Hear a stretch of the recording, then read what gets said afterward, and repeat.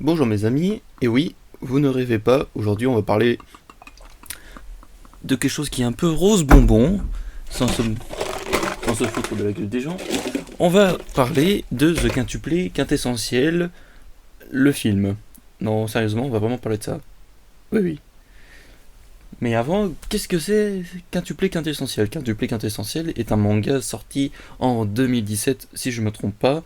Merci Wikipédia. Blablabla.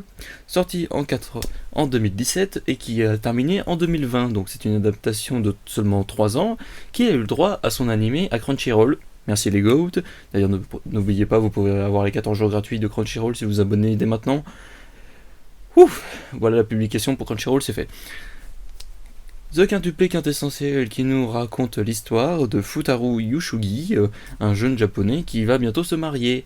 Mais alors que le mariage approche, il se rappelle de son passé où il rencontre sa femme bien-aimée. Cependant, quand il était au lycée, Futaru était le premier de sa classe et de son collège, mais malheureusement, il était un peu pauvre. Donc son père lui trouve un petit travail de devenir prof particulier de 5 filles, tous jumelles, donc des quintuplés, et qui se ressemblent tous, parce que c'est des quintuplés, et il doit faire en sorte qu'il n'y ait pas d'échec scolaire pour leur dernière année. Ouais, c'est chaud, hein. Mais moi, hein, j'y ai... Voilà. Bref, du coup, on fait la rencontre de Ishugi, la personne qui veut le plus travailler et qui est assez bonne euh, en, un peu dans tout. La Nino, la personne la plus détestable de l'anime, qui est très bonne qui est très bonne en japonais, mais qui est une hypocrite sans précédente. Miku, celle que je préfère, qui est très timide, mais qui est très forte en histoire sur la période Sengoku, qui sont donc des guerriers japonais. On peut y trouver aussi Yotsuba, qui est super forte en sport, mais que ça apparemment. Après, je me souviens plus de sur quoi elle était bon. Ouais, pour dire. Hein. Et enfin, Ichiga, l'aînée, qui est l'aînée des 5, hein, c'est celle qui est sortie en première, on va pas plus en préciser, hein, qui est très bonne en théâtre, qui veut devenir actrice. Et du coup, le manga et l'animé se portent sur le fait de savoir qui va réussir à déclarer sa flamme à Futaro, parce que bien sûr il y a des liens qui vont se coller entre prof et élève, parce que toutes les 5 sont amoureuses de lui. Et ouais, pas de chance. Et du coup, Futaro va devoir choisir qui il aime pour amener au mariage dans le film. Alors du coup, il y a eu les 2 premières saisons qui sont sorties en 2020 et en 2021 en France, qui n'est jamais traduit, qui a jamais été en VF. La VF n'est jamais sortie pour celui-ci. Mais de toute façon, à mon avis, elle va bientôt tarder, vu aux normes qui arrivent pour la plateforme. Donc du coup, la première saison était sortie en 2020, j'avais commencé un peu à la regarder, et en 2021, la deuxième saison était sortie. Et là, c'est là que j'ai commencé à tout regarder.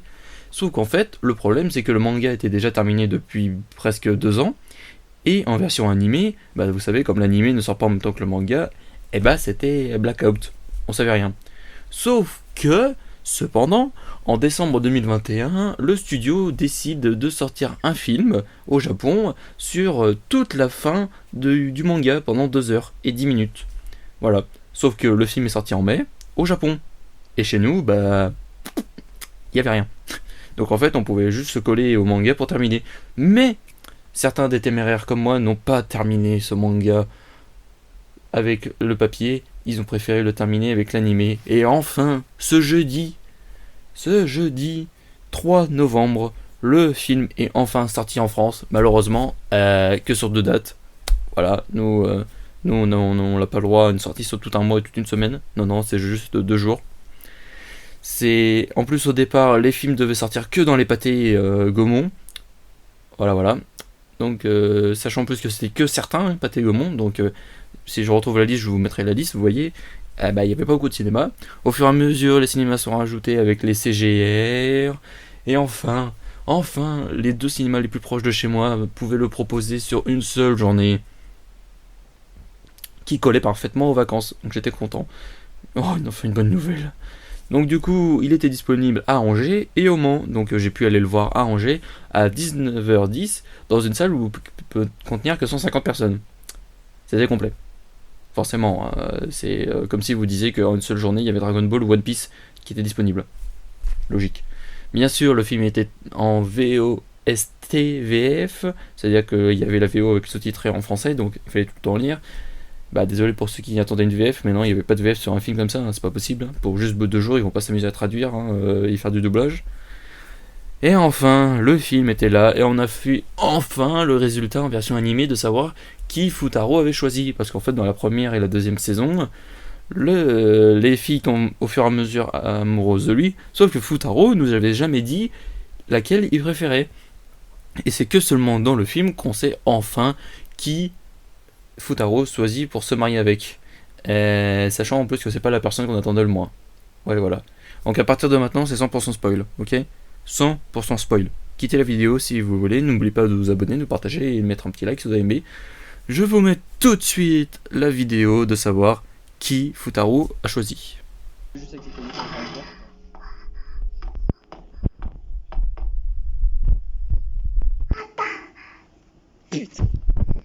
Yo. Mais elle a rien fait pendant 2 saisons. Quelle salope. Personne n'a plus vu.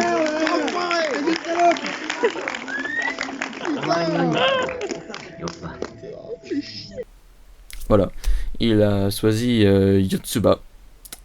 Voilà. Sachant que dans le manga, Yotsuba est la première personne qui rencontre, et aussi dans l'anime, pardon, parce qu'en fait, Futaro avant était blond et qu'avant il était un cancre, et sauf que à la rencontre de cette jeune fille, il décida de changer et de devenir un intello de première. Sauf qu'en fait, on apprend dans l'anime et dans le manga que la fille qu'il a rencontrée c'est Yotsuba, et qu'en fait elle est en voyage aussi à Kyoto à ce moment-là. Et au final, il choisit de choisir elle parce qu'en fait, on se rend compte dans le film, parce que d'ailleurs, en plus, le film est presque dédié à elle. Hein, vu déjà comment on pouvait choisir ses places au Grand Rex, voilà. Hein, genre vraiment, on voit c'était qui était tout en haut et qui était tout en bas hein, en termes de fin. Merci le Grand Rex de nous avoir presque spoilé sur les réserves. Et en fait, on apprend que Yotsuba était la plus travailleuse et la plus, elle était la plus dure de ses 5 sœurs parce qu'elle voulait absolument être différente et meilleure que les autres. Elle voulait pas qu'on ressemblait aux autres. Et au fur et à mesure du film, en fait, on se rend compte que c'est elle qui faisait le plus d'efforts et que en fait, elle s'est presque démenée à chaque fois alors qu'on le voyait pas nous dans l'anime, dans le manga. Et en fait, c'est le grand reveal. En fait, c'est Yotsuba la plus téméraire, la plus travailleuse, la plus intelligente. Et c'est elle que Futaro choisit. Voilà. Team Miku. Ah, il y a une Team Nino là-bas. Oh, il était tout seul. Voilà, donc en fait, c'était un film qui se déroule. En fait, on va pas critiquer le film en soi parce que de toute façon, c'est comme si c'était un épisode d'animé. C'est comme si on essayait de critiquer l'épisode 1200 de One Piece. Voilà. Critiquer l'épisode 1200 alors qu'il n'est même pas sorti déjà. Mais voilà quoi, c'est. Comment on peut critiquer là-dessus? Il y a rien à dire en fait. C'était juste, je suis un peu mécontent du choix de l'auteur, mais bon après voilà, c'est la fin d'un manga, hein. c'est tout ce que j'avais à dire. Merci d'avoir suivi ces vidéos et puis on se dit à bientôt pour l'anniversaire de ma chaîne. Allez, salut.